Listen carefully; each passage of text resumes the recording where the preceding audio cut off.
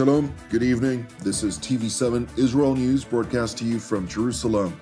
And in today's top stories, Israel congratulates U.S. President Donald Trump and the American people on the inauguration of the 47th President of the United States of America. U.S. President Donald Trump expresses doubt over the sustainability of the hostage release deal. UN Secretary General Antonio Guterres stresses his belief that the future of Lebanon is in the hands of the Lebanese armed forces. Israel congratulates U.S. President Donald Trump and the American people on the inauguration of the 47th President of the United States of America. In a congratulatory statement by Prime Minister Benjamin Netanyahu, he voiced his deep appreciation of the American leader and stressed his hope that the U.S. and Israel will work jointly to usher in a new era of peace and prosperity for the Middle East. Congratulations, President Trump. Sarah and I send our warmest wishes to you, Melania, and the American people on your second inauguration as President of the United States. Your first term as President was filled with groundbreaking moments in the history of the great alliance between our two countries. You withdrew from the dangerous Iran nuclear deal.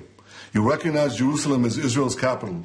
You moved the American embassy to Jerusalem, and you recognized Israel's sovereignty over the Golan Heights. You also brokered the historic Abraham Accords, in which Israel made peace with 4 Arab countries. I believe that working together again, we will raise the U.S.-Israel alliance to even greater heights. I'm confident that we will complete the defeat of Iran's terror axis and usher in a new era of peace and prosperity for our region. On behalf of the people of Israel, I also want to thank you for your efforts in helping free Israeli hostages. I look forward to working with you to return the remaining hostages, to destroy Hamas's military capabilities and end its political rule in Gaza, and to ensure that Gaza never again poses a threat to Israel. I'm sure, Mr. President, that under your leadership, the best days of our alliance are yet to come. After the presidential inauguration in Washington, D.C. yesterday, President Trump signed dozens of executive orders as a first step to fulfilling his campaign pledges, during the course of which he was asked whether he would push Saudi Arabia to normalize its relations with Israel. I don't think I have to push him. I think it's going to happen, but maybe not quite yet. But they'll end up being in the Accords, the Abraham Accords. President Trump, I think Saudi Arabia will end up being in the Abraham Accords. This year? Could be, but soon. President Trump was further asked about his degree of confidence regarding the sustainability of the ceasefire deal vis-a-vis the Gaza Strip. I'm not confident. That's not our war, it's their war, but I'm not confident. But I think they're very weakened on the other side. Gaza, boy, I looked at a picture of Gaza. Gaza is like a massive demolition site. That place it's really got to be rebuilt in a different way. Do you plan to help in rebuilding Gaza? I might. Gaza is interesting. It's a phenomenal location. On the sea, best weather. Everything's good. It's like some beautiful things could be done with it, but it's very interesting. But some fantastic things could be done with Gaza. How do you see the future in governance for Gaza? Well, it depends. I can't imagine you could have, you certainly can't have the people that were there. Most of them are dead, by the way, right? Most of them are dead. But they didn't exactly run it well. Run viciously and badly. So you can't have that. It is important to know that Hamas has already violated the ceasefire in a number of instances, including when its terror operatives sought to approach an IDF position along the Philadelphia corridor near the town of Rafah, drawing IDF fire. Nevertheless, Qatari Foreign Ministry spokesman Majed Al-Ansari stressed extensive efforts by the mediators to ensure that the ceasefire does not immediately collapse. Getting information in real time and relaying it in real time is very consequential to maintaining the deal. If there is any breakdown of communication throughout, this would risk the whole deal collapsing. And this is why our negotiators are constantly engaging with their counterparts on both ends and making sure that they have the information in real time and assessing that information, validating that information, relaying it to the other side, whether it has to do with aid going in, it has to do with displaced people movement, it has to do with troop movement on the ground, with clear skies, with the exchange of prisoners and hostages. Communication is the key word here to make sure that we maintain the momentum that has been started by the ceasefire.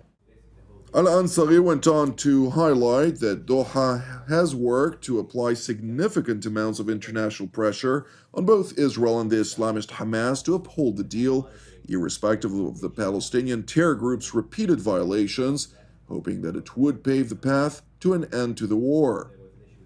We have, of course, an incoming U.S. administration.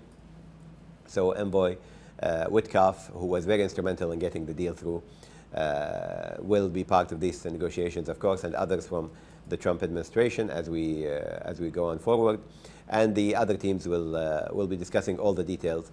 We want to apply as much pressure as possible from the international community to make sure that both sides go to second phase seamlessly.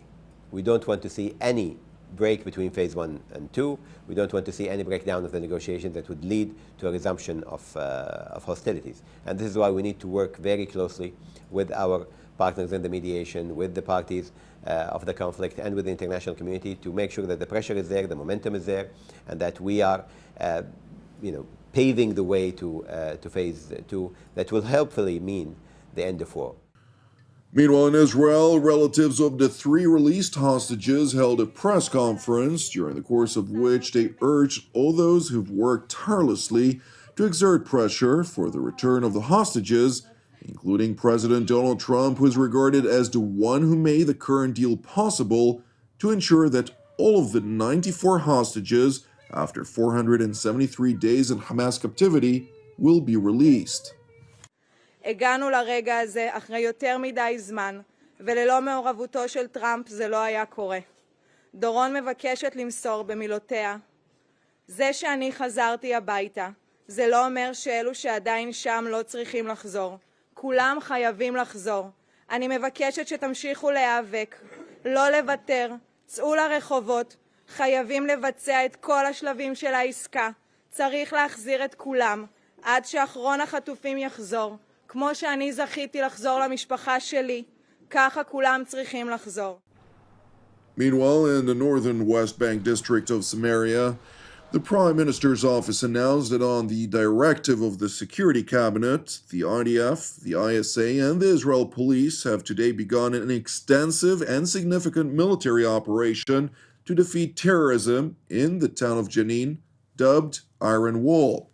The statement further read that Operation Iron Wall is an additional step in achieving the objective that we have set, bolstering security in Judea and Samaria, as part of which Israel's security forces are acting methodically and with determination against the Iranian axis wherever it reaches in Gaza, Lebanon, Syria, Yemen, and Judea and Samaria, and we are still active.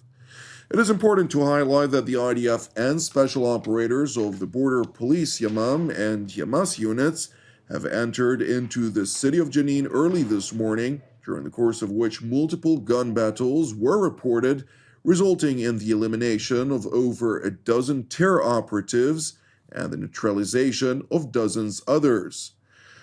Turning to Lebanon, where UNIFIL peacekeepers are working day and night to monitor the implementation of the ceasefire between Israel and the Iranian proxy Hezbollah.